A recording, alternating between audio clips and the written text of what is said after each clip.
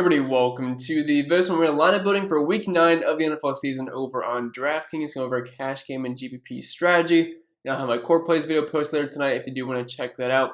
But if you do find this video helpful in any way possible, make sure you leave a like, subscribe to the channel if you haven't yet already. If you want to take that one step further, become a fresh member over on Patreon. Link is down below in the description for that. Spreadsheets, optimizers, ownership projections, all that fun stuff can be found over on the site if you do want to check it out. Not just for NFL, but the NBA as well. And last but not least, this video is sponsored by PrizePicks. I'm sure most of you know this by now, but if you don't, it's daily fantasy sports simplified. Just you versus the projections. There's no sharks, 150 max contests, or salary cap restrictions, or anything like that. Just you versus the props they offer each and every single day. And as of right now, if you're new signing up on PrizePicks, you can get a free money bonus. It's an instant deposit match up to $100, so it's free money. Why not use it to your advantage when you use code CPEN and tell them I sent you. I think it'll be up for the plugs for the most part, so without further ado, let's dive into today's video. And I don't think it needs to be said, but before we get started, do not copy and paste this lineup into all of your contests. Sometimes it works out, I'm sure, but this is not a guaranteed lineup that I'm going to use. I'm not even sure what it's going to look like yet. We are talking through the slate, applying my own cash game strategy, and you guys can apply it to your own favorite plays on this weekend's slate. So just a little bit of a disclaimer there, because a lot of things can change by the time Sunday kickoff rolls around. But as I always say in cash games, where do we start with first? I always start with the running back position because I want to make sure that the guys that I want the most, like for wide receiver 3, defense, whatever fits at the end, sure, why the heck not? But for running backs, these are the guys that are going to get guaranteed volume and touch the ball the most. I want to make sure I don't get stuck with some random 4K running back that is just, I'm hoping that sees the field. I need guys that are going to get the ball, are in good spots, and check a lot of boxes for me. So we're going to head right over to the running back position. And I think there's only a few good cash game running backs on the slate. Running back is not a great position this week. I think you're kind of picking between Alvin Kamara here at $8,200, Austin Eckler at $7,900, Zeke at $7K. Nick Chubb is a very fringe cash play. I think he's better suited for tournaments. You have Josh Jacobs here at $6,200 and a good matchup versus the Giants. He's always had to score. It's a good matchup versus the Giants, and he's relatively cheap. And there's just no other good cheap running backs. We have Myles Gaskin at $1,500. I think he's viable just because it's a fantastic matchup versus Houston. They're allowing nearly 130 rushing yards per game this season. Plus, Gaskin is used in the passing game, so he gets a little bit of an added floor there. But it's not like his volume's incredible. But 4 targets the past 2 weeks, 15 and 12 carries.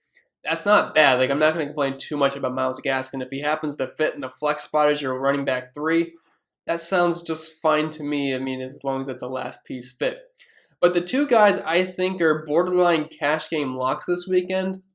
We'll start with the first one. Austin Eckler at $7,900. You could use Alvin Kamara over Austin Eckler here. I would not have a problem with that, but I'm leaning towards Eckler. I love the matchup versus Philly. They're getting torched by pass-catching running backs this season, and for the most part, Eckler has been fantastic this season. He struggled versus Baltimore, only 9.5 fantasy points, but besides that, 24 points last week versus New England. Also had 10 targets in that game, 7 targets versus Baltimore in that bad game that he had. Versus Cleveland, 33.9 fantasy points, 32, 22, 22 again, and 11 points versus Washington without getting a single target. But no other guys going to be using the passing game. Philly has struggled versus that. They've been one of the worst teams in the league versus running backs this year, allowing the second most points per game. Hard not to like Austin Eckler here. And given that the running back options are quite weak on this slate, we're just going to plug in Eckler, who's about a cheaper version of Alvin Kamara. Like, they're basically the same player, but we can get Eckler a little bit cheaper. And I trust the Chargers offense more than I do the Saints with Trevor Siemian under center, I would say. Although you're kind of splitting hairs between the two. If you can afford Kamara at the end, you want to upgrade from Austin Eckler, by all means, go for it. I wouldn't really fault you for that. And then Zeke, $7,000. Really hard to fade Zeke this week just because we know he's going to get the volume, around 20 total touches. Had 9 targets versus New England, 6 targets last week versus Minnesota. Only had 11 points, didn't get to the end zone, but no Dak Prescott, so that kills the offense overall. But Dak's going to be back this week. Cowboys have one of the highest team totals on the slate, close to 30 points, 10-point favorites at home. Broncos are 27th DV versus the run. I love Zeke. I mean, if there was more options in the slate, maybe I wouldn't be as high on Zeke as I am right now, but there's no really other good options, and I think Zeke should probably be around where Austin Eckler and Alvin Kamara are, so the fact that he's not about $1,000 cheaper from those guys just screams value in my opinion. I'm currently projecting him to be the second highest owned running back on the slate, right behind Austin Eckler and Josh Jacobs, Nick Chubb, and Myles Gaskin being the other group that's going to pick up some ownership this weekend. But for right now, we're going to plug in Zeke. We're going to get Eckler. Both these guys are using the passing game. Austin Eckler more so than Ezekiel Elliott. Both guys should see around 20 total touches in their respective games. So at this point, we can either go to the quarterback position or the wide receiver position. I think we're just going to plug in our quarterback just so we know what we have to work with. There's a couple of viable options this week. Yes, you can play Josh Allen, but he is kind of expensive, and I already have two pricey-ish running backs. Now, I'd like to get some solid wide receivers and maybe spend it for tight end if I have the money for it. Not sure I'm going to, but if I go with the Josh Allen route, I'm definitely not going to be able to. You could go all the way down low, and I mean all the way for a Jordan Love here at $4,400, facing one of the worst defenses in football. KC is currently allowing the second most points per game to the quarterback position. I just worry about the ceiling for Jordan Love. Like, yeah, point per otherwise he grades out fine, but if he finishes it with 12 points, that's probably not going to get the job done when guys like Lamar Jackson, Josh Allen, or Dak Prescott, or anybody really up here scoring 20-plus fantasy points. So for me, in cash games, I'm really deciding between either Lamar Jackson or Jalen Hurts for the most part, as both guys offer you extremely high floors due to their rushing ability, and both guys actually find themselves in pretty good spots. Lamar Jackson gets a good matchup versus Minnesota, and Jalen Hurts, I wouldn't say it's the best matchup versus the Chargers, but they really struggle versus the run, which is kind of why I like Jalen Hurts. Like, whatever he does through the air is fine, but if he has a good day on the ground, by all means, I'll take that every single day, which he typically does have a good day on the ground. Both guys have been victims of touchdown vulturism the past couple of weeks. I'm not sure if that's a word, but I swear, I've rostered Lamar the past 2 weeks, like 12 touchdowns between Latavius Murray, Devonta Freeman, Le'Veon Bell. I rostered Jalen Hurts last week, 4 touchdowns between Boston Scott and Jordan Howard. So at some point, that's going to turn around. It's going to be touchdowns by themselves. And when that's the case, they're going to have an absolutely amazing fantasy day. Personally, for me, I am leaning towards Lamar Jackson over Jalen Hurts. I think Lamar Jackson will be the highest owned quarterback in cash games. I think in tournaments, it'll be very close between Josh Allen and Lamar Jackson as far as who's going to be the highest owned quarterback on this slate. But for me, I'm leaning Lamar. My projections like him a lot. My favorite quarterback on the entire slate, and he offers you such a high floor. Never surprised if he's around 100 rushing yards and can easily get 250 plus through the air. So loving Lamar. If this game stays close, we could have a really big game for Lamar Jackson. Now, I really like to start this lineup because we have 3 really good fantasy players. Lamar Jackson, Austin Eckler, Ezekiel Elliott. Yes, we're not really breaking the bank, but we're definitely spending up a bit here because we only have around $4,600 left per player. So we're probably going to have to go mid-range at the wide receiver position because as much as I love Tyreek Hill, I think this is an absolute smash spot for him. Although this game in general did lose a lot of luster once we learned that Aaron Rodgers is going to be out because I was expecting a back-and-forth fireworks game. I mean, yeah, it's still a 48-point total, but it's not like a 55.5 with only a 1-point spread. So not as excited about Tyreek Hill as I was early in the week. If I did try to plug him in, that's only going to leave me around $4,000 left, which it is doable, but I don't think it's probably the best route to go in cash games. If you wanted to go Tyreek Hill, you probably have to drop down from either Ezekiel Elliott or Austin Eckler and throw in like a Myles Gaskin if you want to have the salary to do that. To be honest, that does not feel as safe for cash games. In tournaments, sure, but cash games, I'd rather get the stud running backs in when I can. So we're probably going to have to go a little bit mid-range here. Just for the record, though, love Tyreek Hill, love Stephon Diggs, 2 of the best plays in the entire slate. CeeDee Lamb is currently questionable. Sounds like he's going to be good to go, but he could be a bit banged up, which I think is definitely a boost for Amari Cooper, who was already grading out well without any injury to CeeDee Lamb because he's only $5,700 this week versus Denver. I realize it's not the best matchup out there, but again, 30-point total, below $6K for Amari Cooper. Really hard to pass it up. We already have a Cowboy and Zeke, but I am tempted to go double Cowboys in this lineup, so we actually might just do that because there's a lot of good mid-range wide receivers this week. Like starting with Brandon Cook, $6,100, great spot versus Miami. He gets Tyrod Taylor back. That's a massive bump for him. We already talked about Cooper, Jalen Waddle with Devontae Parker. I like Devontae Parker, but I guess he's going in the IR, so he's obviously not going to play. So Jalen Waddle's in a good spot versus Houston. Cole Beasley is currently questionable, but assuming he's good to go, hard not to like him versus Jacksonville. He's currently 32nd DVA versus the pass. Has like 20 catches the past couple of weeks and 20-some targets, so definitely liking Cole Beasley at that price point. We have T. Higgins here at $5,300. He's looking really strong versus Cleveland, assuming they're just going to try to blanket out Jamar Chase. Now, that's easier said than done, but if they put Denzel Ward on Jamar Chase, I mean, T. Higgins is going to have some softer coverage in that secondary. So there's a lot of options here. There's a couple other guys I haven't even talked about yet, which we will in a little bit. But for right now, let's just plug in Amari Cooper. I realize we have 2 Cowboys, but I think that's totally fine, especially with this high implied team total. And both guys just seem a bit too cheap. 8 and 13 targets the past couple weeks for Amari Cooper. He is currently questionable himself. Hopefully it doesn't re-aggravate that hamstring injury during the game, but 30 points last week with Cooper rushing him the football. I think he'll be just fine here versus Denver at this price point. Like, we don't need much at $5,700 for him to pay off. Like, Tyreek Hill, we need like 25, 30 points. Amari Cooper, we need like 15 to 20 to feel good about ourselves at $5,700. So at this point, we have around $4,500 left for our remaining spots, which really isn't that bad. Because like I said, this mid-range is absolutely loaded with wide receivers, and there's a ton of tight ends we can use, whether they be expensive, mid-range, or cheap. Then we have a cheap defense. So really, I do feel pretty good about who we can fit at the end here. But the guy I want to plug in, he's a little bit lower down in this 4K range, but it's Hunter Renfrow at $4,800.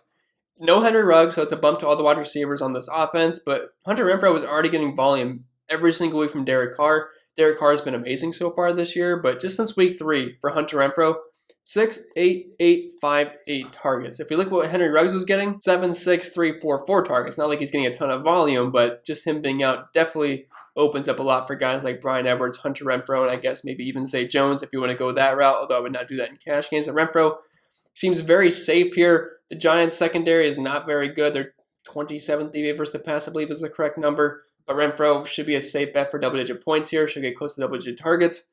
He's cheap. Derek Carr is cheap. I think this game could be kind of sneaky in terms of being good for fantasy purposes. Maybe not in terms of being sneaky for ownership reasons, because I think there's going to be quite a few high-owned players in this game. But I don't think a lot of people assume this game would like kind of blow up. But I could see that being the case. Like, it has some sneaky shootout potential. Now, it's probably going to finish like 20-10 now that I say that. But I like a lot of pieces in this game. Derek Carr, Hunter Renfrow, Josh Jacobs, Kadarius Toney, even Daniel Jones is somewhat interesting. So lots of options. Also didn't even mention Darren Waller, who one of the best plays in the entire slate. So that's right now. Let's plug in Renfrow, just cheap, should see volume, fits nicely into our lineups.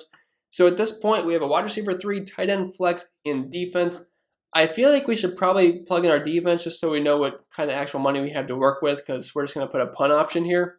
And as for right now, I'm thinking there's 2 options in cash games. I mean, there's obviously other options, but in terms of just picking the chalky defense, I think a lot of people are going to pick between either the 49ers here versus the Arizona Cardinals, which I know what you're probably thinking. The Cardinals are a good team, yes, but Kyler Murray and DeAndre Hopkins are trending towards not playing, and if they're out, I mean, yeah, you got to like the 49ers defense versus Colt McCoy.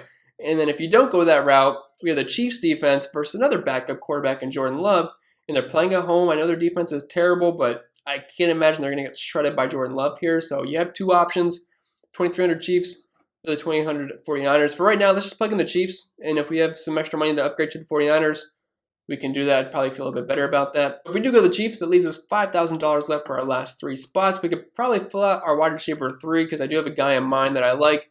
I do like Cole Beasley since he's questionable, though, and just we don't have to worry about it. Let's play T. Higgins at $5,300. Great spot versus Cleveland. Already kind of talked about him a little bit, but not scared of their pass defense.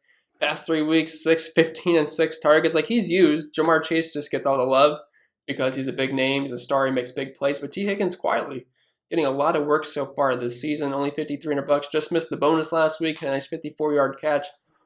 Just seems cheap. DraftKings just does not price this guy appropriately, in my opinion. So we'll continue to buy low on T. Higgins because this blow-up game is coming soon. And I'll be surprised if it's here versus Cleveland because they love to give up a lot of broken plays. I mean, I'm a Browns fan.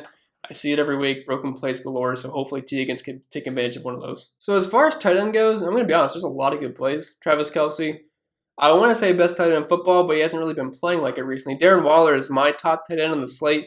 No Henry Ruggs, like I've been saying, just opens up everything for the Raiders. Darren Waller, $1,600, he seems a bit too cheap. Probably going to push for 10-plus targets in this game. The Giants have struggled versus tight ends so far this year. He just gets consistent volume. Hasn't really had a blow-up game recently, but would not be surprised if Darren Waller absolutely eats up this defense.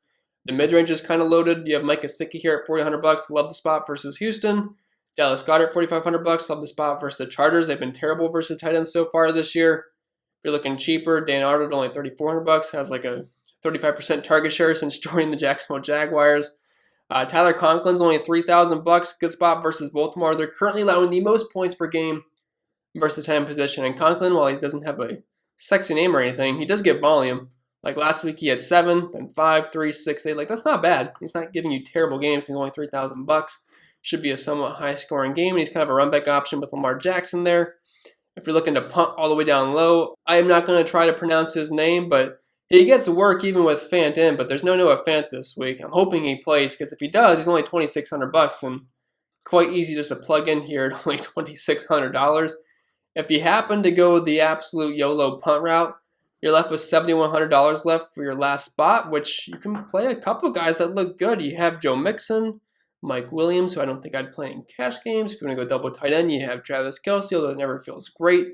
Nick Chubb here at $6,700 with no Kareem Hunt. Cincinnati is like 27th versus running back so far this year, although a lot of their damage is done through the passing game, which Nick Chubb doesn't really have much involvement for that on Cleveland, so we'll see how that goes. Josh Jacobs, Darren Waller, Brandon Cooks. Like, you have loads of good options here. If you want to go with a guy like Cooks, I love Cooks this week. You could upgrade your defense. You have $1,000.